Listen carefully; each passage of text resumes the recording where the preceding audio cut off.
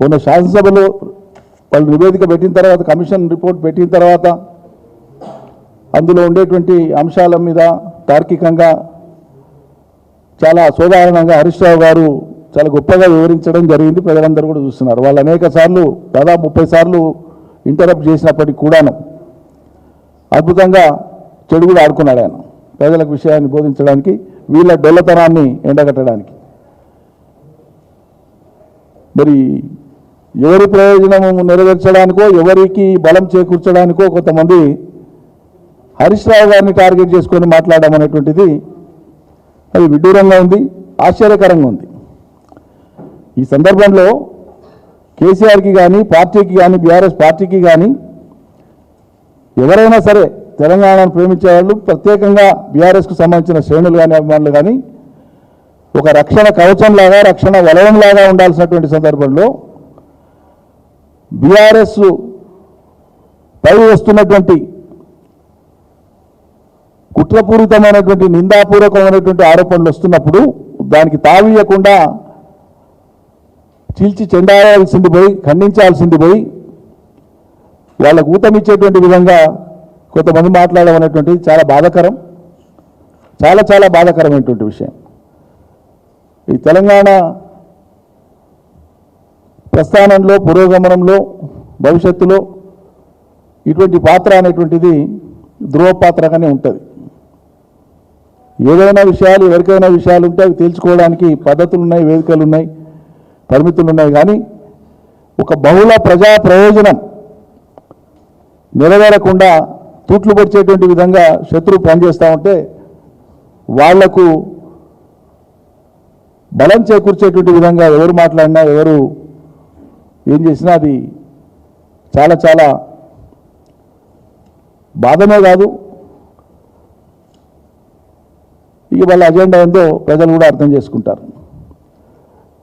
నేను కూడా కేసీఆర్ గారు టీఆర్ఎస్ అనేటువంటి ఒక ఉద్యమ సంస్థను ప్రారంభించాలనేటువంటి ఆలోచన చేసినప్పుడు, అంటే 2000 సంవత్సరం విద్యుత్ ఉద్యమం ఏదైతే ఆనాడు వామపక్షాలు కానీ ఇతరులు కానీ కలిసి చేసినారో, ఆ విద్యుత్ ఉద్యమం తర్వాత వారు లేఖ రాసి రాష్ట్రంలో ఒక పెను సంచలనానికి నాంది పలికినారో, అప్పటి నుంచి అంతకు మునుపటి నుంచే ఒకే పార్టీలో ఉన్నవాళ్ళంగా సన్నిహితంగా ఉన్నప్పటికీ కూడా ఆ అంశంతో తెలంగాణ అంశం తెర మీదకి వస్తుంది, ఇది ప్రజల్ని ఆలోచింపజేస్తుందని అక్కడి నుంచి మొదలు పెడితే మా ప్రస్థానం టీఆర్ఎస్ పార్టీ ఏర్పడే కంటే దాదాపు 7-8 మాసాల ముందు నుంచే టీఆర్ఎస్ ఉద్యమ సంస్థ దాని పేరు ఎట్లుండాలి, దాని రంగేముండాలి, పార్టీ గుర్తుకు జెండా ఏముండాలి, జెండా గుర్తేముండాలి, పార్టీ గుర్తేముండాలి, ఉద్యమ కార్యాచరణ ఎట్లుండాలి, ప్రజల్లోకి ఎట్లా పోవాలి, గత ఉద్యమాలను అధ్యయనం చేసి శత్రువు పైచేయి సాధించకుండా ఉండాలంటే మనం ఎటువంటి వ్యూహాత్మకమైన అడుగులు వేయాలి, ఇట్లా అనేక రకాల అంశాల మీద అనేక ఉద్యమాలను అధ్యయనం చేసి హింసాత్మక ఉద్యమాలైనటువంటి ఖలిస్తాన్ కావచ్చు, శ్రీలంకలో జరిగిన ఎల్టీటీ కావచ్చు, అస్సాంలో జరిగినటువంటి అస్సాం గణపరిషత్ ఉద్యమం కావచ్చు, ఈ దేశంలో జరిగినటువంటి రైతుల ఉద్యమం కావచ్చు, శరత్ జోషి గారి రైతుల ఉద్యమం కావచ్చు, ఇట్లా అనేక ఉద్యమాలను, ఆ ఉద్యమ తీరుతెన్నుల్ని, అందులో ప్రజల పాత్రని, ఆయా సందర్భాల్లో ప్రభుత్వాలు వివరించినటువంటి తీరుని చాలా క్షుణ్ణంగా లోతుగా అధ్యయనం చేసినటువంటి మొదటి 1/2 డజన్ మందిలో నేను ఒకడిని. 1/2 డజన్ లేదా డజన్ అనుకుందాం. ఇక అప్పటి నుంచి హరీష్ ఉన్నాడు. ఉండడం కాదు, ఎదురు చెప్పకుండా, ప్రశ్నించకుండా ఏమి చెప్తే అది చేసినటువంటి బ్రహ్మంగారికి, వీరబ్రహ్మంగారి చరిత్రలో మనం చూస్తాం. సిద్ధయ్య అని అంటాడు, నేను నా జీవితం నాకంటే హరీష్ 10-11 ఏళ్ళు చిన్నవాడు వయసులో. హరీష్ రావు గారైనా సంబోధించారా? ఆనాటి పరిస్థితులు నేను ఎమరు వేసుకుంటున్నా కాబట్టి హరీష్ అని సంబోధిస్తున్నా, అన్నదా భావించొద్దు ఎవరు. ఓ సిద్ధయ్యలాగా, వీరబ్రహ్మంగారి కథలో సిద్ధయ్య గురించి మీకు తెలిసే ఉంటుంది. తన సొంత వాళ్లను అక్కడ కుళ్ళినటువంటి కుళ్ళిన ఆ మాంసం, అక్కడ కుళ్ళిన మాంసం ఉంది, మీరు భుజించండి అని చెప్తే అది కుళ్ళింది మేము తినమని నిరాకరిస్తారు. సిద్ధయ్య అంటారంటే రెండో మాట మాట్లాడకుండా పోయి చేత తీసుకొని భుజించడానికి ఆరగించడానికి మొదలు పెడితే అది పూలుగా మారుతుంది, పరమానంగా మారుతుందని ఇతిహాసం చెప్తుంది మనకు. బ్రహ్మంగారు చరిత్రలో చెప్తారు. చిన్నప్పుడు బ్రహ్మంగారు నాటకాలు వేసేది ఊర్లల్లో. వీళ్ళ సినిమాలు వచ్చినాక అవి బంద్ అయినది వేరే సంగతి. అవి బాల్యంలో చిన్నపిల్లలుగా మా మైండ్లలో ఇంప్రింట్ అయి ఉన్నాయి. సో అట్లా బ్రహ్మంగారికి సిద్ధయ్య లాంటి వాళ్ళు హరీష్, మేము చూసినటువంటి హరీష్, మేము చూస్తున్నటువంటి హరీష్.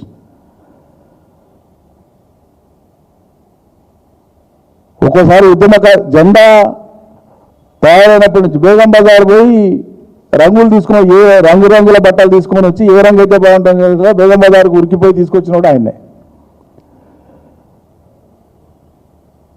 జలదృశ్యంలో మొట్టమొదటి కార్యాలయ స్థాపన జరిగి అక్కడ జెండా దిమ్మె ఒకటి కట్టి అక్కడ కేసీఆర్ గారు జెండా ఎగరేసినారు. ఆ దిమ్మె కట్టించింది, పిల్లలు పెట్టి కట్టించింది అవునే. ఇక అక్కడి నుంచి మొదలు పెడితే 25 ఏళ్ల ప్రస్థానం ఇవాళకి. ఒక కార్యకర్తగా, ఒక నాయకుడిగా, ఒక అన్యాయుడిగా, మంత్రిగా, మళ్ళీ ఈరోజు శాసనసభలో ప్రతిపక్ష ఎమ్మెల్యేగా, ఒక క్రమశిక్షణ కలిగినటువంటి ఒక పార్టీ వర్కర్గా అందరికీ అందుబాటులో ఉంటూ పనిచేస్తూ వస్తున్నాడు. అందుకే నేను చాలా వేదికలలో నేను చెప్పేవాడిని, మేము కలిసి పనిచేసిన వాళ్ళం కదా. ఇరిగేషన్ మంత్రిగా మా జిల్లాకు వచ్చినప్పుడు అనేక సందర్భాలు, ఒకసారి కాదు 2 సార్లు, ఎన్నో సందర్భాలు ఆ ప్రాజెక్టుల పనులు పూర్తి చేయడానికి, వేగిరపరచడానికి ఏమేమి చేయాలనేటువంటి ఆలోచనలు చేసే క్రమంలో చాలా విషయాలు కూర్చొని మాట్లాడుకునే వాళ్ళం, పంచుకునేటువంటి వాళ్ళం. మొదటి నుంచి ఎక్కడైనా ఏదో కార్యక్రమాలు పోతే ఉప ఎన్నికలైన కాడ, వసతులు లేని కాడ మేము న్యూస్ పేపర్లు వేసుకొని ఫ్లోర్ మీద పడుకున్నాం. దాంట్లో హరీష్ ఉన్నాడు, నేనున్నా, జగదీష్ ఉన్నాడు, చాలామంది ఉన్నారు, ఇన్నయ్య ఉన్నాడు, విజయరామారావు ఉన్నాడు అన్నాడు, మత్స్యాచార్య సభ ఉన్నాడు. అబ్బా ఒక్కటి కాదు, పెద్ద పాటలు. అంటే ప్రజల కోసం ఒక కన్విక్షన్తో, ఒక అంకిత భావంతో మనం దీనికి పూనుకున్నాం. ఇది నెరవేరేదాకా కష్టాలైనా రాని, మరణమైనా రాని, మనం బ్రతికుండంగా వస్తావా, తర్వాత వస్తావా తర్వాత సంగతి. ఇది ఈ లక్ష్యం నెరవేరేదాకా పనిచేయాలని చిత్తశుద్ధితో పనిచేస్తూ వచ్చినాం. అందులో అతను ఒక్కనాడు కూడా విరామం లేకుండా పనిచేసినాడు. ఆయన పనితీరు మీద, ఆయన మీద ఇప్పుడు మాట్లాడే వాళ్ళు ఆయన పనితీరు మీద చాలాసార్లు ప్రశంసించి మాట్లాడారు. మరి వాళ్ళ రివర్స్ గేర్ ఎట్లేసి ఆయనను తూలనాడు మాట్లాడతారో నాకైతే అర్థమవుతలేదు. మనసు ఎట్లా ఒప్పుకుంటుందో నాకైతే అర్థమవుతలేదు. ఈటెల రాజేందర్ మీద హరీష్ కక్ష ఉంది. నేను ప్రత్యక్ష సాక్షిని. ఆఖరి నిమిషం వరకు రాజేందర్ని నిలబెట్టుకోవాలని ప్రయత్నం చేసిన నేను అన్నలాంటి రాజేందర్కు టీఆర్ఎస్ పార్టీలో ఎంట్రీ ఇప్పించినాను. నేను కళాశాల రోజుల నుంచి మాకు జూనియరు, ఆత్మీయుడు. సరే కొన్ని రాజకీయ పరిణామాల నేపథ్యంలో ఆనాడు ఆ నిర్ణయం తీసుకున్నది పార్టీ, అది జరిగిపోయింది. కానీ దాంట్లో హరీష్ పాత్ర లేదు. పార్టీ పాత్ర ప్రధానంగా పార్టీ అధినాయకుడిగా కేసీఆర్ నిర్ణయం. దానికి అలా హరీష్కు ముడిపెట్టడం, మళ్ళీ దానికి కాంట్రాడిక్టరీగా మళ్ళీ హుజూరాబాద్ గెలుపుకి ఈయనే కావాలన్నమాట. ఇది పరస్పర విరుద్ధమైనటువంటి ఎట్లా ఇది సారూప్యత ఉంటుంది. ఒక్కసారి ఆయన శాసనసభ్యుడయ్యే అవకాశం వస్తే అది ఉప ఎన్నికలో 2004 సెప్టెంబర్లో వచ్చినటువంటి ఉప ఎన్నికలో ఆయన అక్కడ శాసనసభ్యుడైనాడు. కేసీఆర్ గారు రాజీనామా చేసిన తర్వాత అంతకంటే ముందే మంత్రి ఉప ఎన్నిక వచ్చింది. అక్కడి నుంచి మొదలు పెడితే చాలా విజయవంతంగా గెలుపొక్కటే కాదు, ప్రజాభిమానాన్ని చూరగొనడంలో, ప్రజలకు చాలా చేరువై పనిచేయడంలో ఎవరైనా ఆయన నుంచి నేర్చుకోవాలి. అందుకే నేను చాలాసార్లు వేదికల మీద చెప్పిన, తన నుంచి నేర్చుకోవాలి. చాలా విషయాలు ప్రభుత్వంలో పనులు చేయించుకొని ప్రజలు చేసే విషయంలో నేను ఒక రకంగా హరీష్ను చూసి చాలా విషయాలు నేర్చుకున్నాను. వయసులో చిన్నవాడు అని చెప్పేవాడిని వేదికల మీద. వయసులో నాకంటే చిన్నవాడు, వయసులో నాకు తమ్ముడే, కానీ దక్షతలే అన్నలాంటి వాడు అని చెప్పిన. అతను బీఆర్ఎస్ పార్టీకి ఒక సంపద. Harish trouble shooter. ఏ ఉప ఎన్నిక వచ్చిందన్నా ఎక్కడ ఏ స్పెషల్ టాస్క్ ఇచ్చినా ఇది కాదు, లేకపోతే ఎవరి వల్ల కూడా కాదు అంటే అది హరీష్ కప్ప చెప్తే చేసుకొని వచ్చినటువంటి కార్యాధ్యక్షుడు అతను. మనకు ఉండేటువంటి తుర్పు ముక్కల్ లాంటి నాయకులని బలహీనపరుచుకుంటే ఆ నష్టం ఎవరికి? తెలంగాణ సమాజానికి కాదా? తెలంగాణ ప్రేమించే వాళ్ళు, తెలంగాణ ప్రజల పట్ల కన్సర్న్ ఉన్న వాళ్ళు చేసే పనేనా ఇది?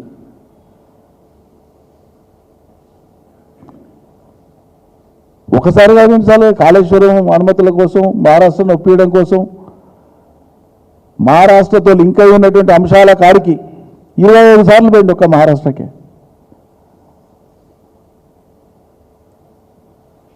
వాళ్ళతో ఎంత నేర్పరితనంతో పనులు తీసుకొని ఈ సిచ్యువేషన్ ఫెసిలిటేట్ చేసి మళ్ళీ కేసీఆర్తో మాట్లాడిపించి అనేక ప్రయత్నాలు చేశారు.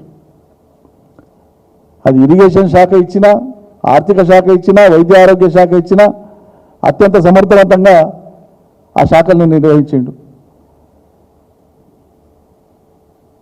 అంతెందుకు ప్రతిపక్ష పార్టీలకు సంబంధించినట్టు ఆనాడు ఇవాళ అధికార పక్షంలో ఉండేటువంటి వాళ్ళతో పాటు చాలామంది ఆయన పనితీరును బహిరంగంగానే మెచ్చుకున్నారు కదా. మరి అటువంటి హరీష్ రావు మీద నిందలు వేయడంతో పాటు ఇంకా కొంచెం అసహ్యం అనిపించేటువంటి విధంగా సీఎంతో కొల్లుడైనాడని, రేవంత్ రెడ్డితో కలిసిపోయినాడని, లేకుంటే ఆయన కాలు మొక్కడం, ఇంత నీచంగా మాట్లాడాల్సిన అవసరం లేదు ఎవరికి కూడా రాజకీయాల కోసం. చాలా చాలా బాగా అనిపించింది నాకు అవి విన్నప్పుడు. ఇతరేతర విషయాలు పక్కకు పెట్టండి. హరీష్ క్యారెక్టర్కు రేవంత్ అని పోయి కాళ్ళు మొక్కేటువంటి మనిషి అని నాకు అర్థం కాదు. తెలంగాణలో ఒక్క మనిషిని నమ్ముతారా ఇటువంటి ప్రచారం చేస్తే? విమాన ప్రయాణాలు చేస్తే ఎవరు ఆ సీట్ల కూర్చుంటారో ఎవరు పోతారో ఎవరికి తెలుస్తుంది. ఇక రేపు ఎప్పుడన్నా కేసీఆర్ కూడా ఢిల్లీకి పోయినాడు అనుకోకుండా రేవంత్ రెడ్డి కూడా వచ్చిండు అనుకో అదే ఫ్లైట్లో, ఇక కలిసిపోయింది మాట్లాడుకున్నారండి, మాట్లాడతామా? అంత అర్ధరహితంగా ఉంటుందా? చాలా చాలా బాధాకరమైనటువంటి విషయం.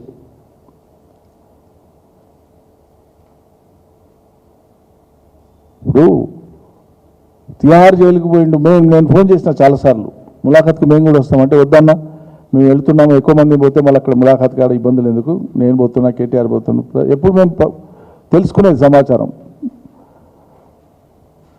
పాప కష్టం వచ్చినప్పుడు మేము అందరం కూడా బాధపడ్డాం. మొత్తం పార్టీ కూడా వెంట నిలిచింది. తప్పకుండా నిలవాలి, మా బాధ్యత.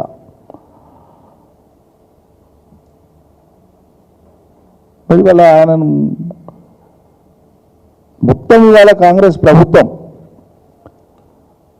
ఆ ప్రభుత్వం యొక్క డొల్లతనాన్ని, అబద్ధ హామీలను శాసనసభలో కానీ బయట కానీ వైపు కేటీఆర్, వైపు హరీష్ అత్యంత సమర్థవంతంగా ఎదుర్కొంటున్నారు, ప్రభుత్వాన్ని దోషిగా నిలబెడుతున్నారు. మరి ఇవాళ హరీష్ రావును టార్గెట్ చేసి మాట్లాడితే లాభం జరిగేది ఎవరికి? ఎవరికి లాభం జరగాలని హరీష్ రావు గారిని టార్గెట్ చేసి మాట్లాడుతున్నారు. సరే, ఆయనతో పాటు మిగతా వాళ్ళని కూడా ఒకరిద్దరిని కలిపి మాట్లాడినారు. వాళ్ళు ప్రభుత్వంలోనే లేరు. సంతోష్ అనేది ప్రభుత్వంలో ఉన్నాడు. ఒకసారి ఆయనకి రాజ్యసభ ఇచ్చినారు. ఆయన మొత్తం పాత్ర అంతా కూడా కేసీఆర్కు వ్యక్తిగత సహాయకుడు. నిజం చెప్పాలంటే ఆయన మంది కాదు కదా, మీ అన్ననే కదా.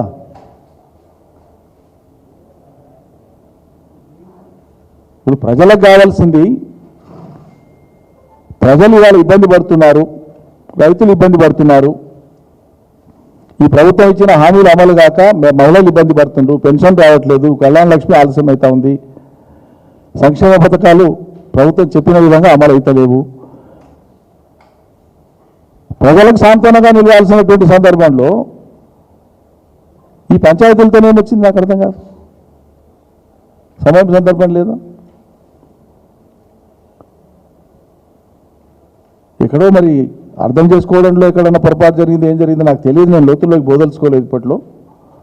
కానీ నాకు బాధ కలిగింది కాబట్టి చెప్తాను, ఇది పద్ధతి కాదు. ఎవరు హర్షించరు దీన్ని. తెలంగాణలో ఇవాళ తెలంగాణను ప్రేమించేటువంటి వాళ్ళు ఇతర పార్టీలలో ఉండొచ్చు కాక, బీఆర్ఎస్ఏ కాదు, ఖచ్చితంగా హరీష్తో పాటు ఉన్నారు, హరీష్ వెంబడి ఉన్నారు, హరీష్కు నైతికంగా మద్దతు ఇస్తున్నారు. ఆయన మనోనిబ్బరాన్ని దెబ్బతీసి ఆయనను బలహీనపరిచి ఇంకెవరినో సంతోషపెట్టాలంటే అది సాధ్యమయ్యేటువంటిది కాదని అయితే మేము భావిస్తున్నాం.